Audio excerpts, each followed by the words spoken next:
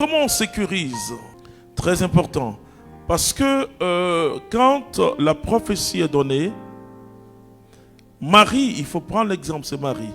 Marie qui garde cette prophétie dans son cœur.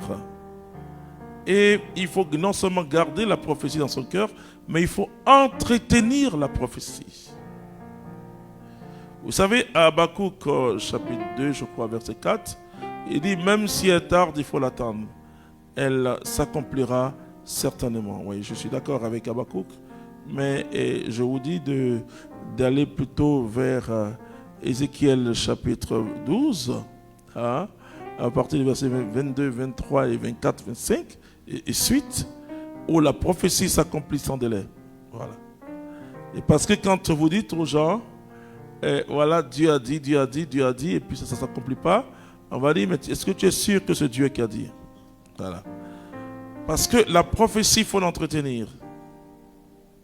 Il faut entretenir la prophétie. C'est très important.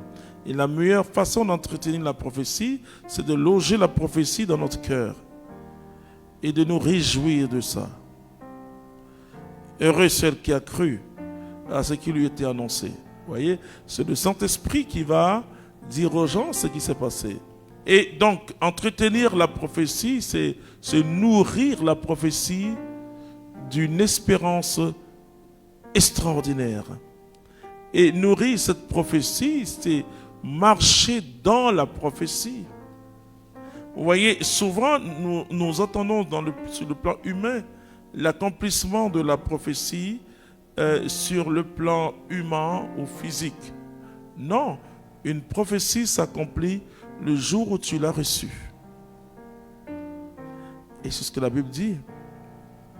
Même la prière, si vous demandez quelque chose au Père à mon nom, quoi que vous demandez, croyez que vous l'avez reçu. Donc si tu reçois la parole de Dieu, tu ne dois plus être triste, c'est fini. Tu quittes la tristesse, c'est fini. Tu entres dans la jubilation, puisque ce que tu demandes à Dieu, c'est pour combler un vide. Hein?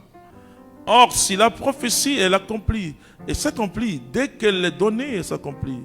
Parce que l'Écriture nous dit que tout ce que nous voyons était quelque chose qui n'était pas visible. Et c'est pourquoi je dis, mais si tu ne vois pas, tu ne verras pas.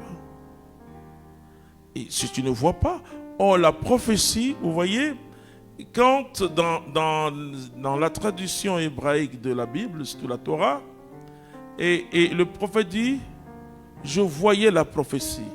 Alléluia. Parce que la prophétie crée une vision. Vous voyez, quand Dieu parle, c'est le réma. Hein?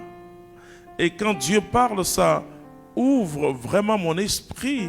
Il y a une visitation de l'Esprit Saint.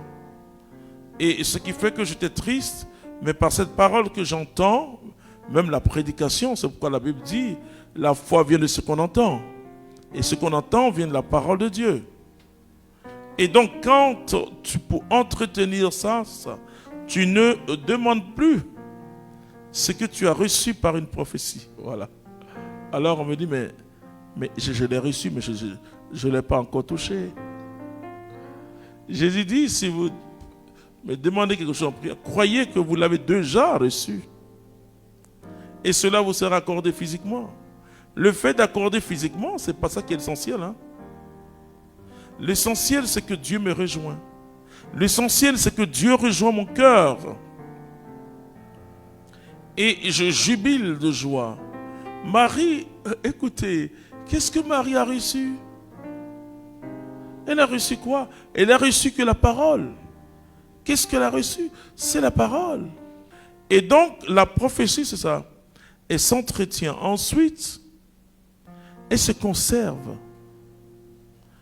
Quand tu dois partager avec une personne quelque chose que tu as reçu de Dieu, il faut qu'il soit vraiment un homme de Dieu intègre ou une femme de Dieu intègre. Et il faut créer l'environnement du partage.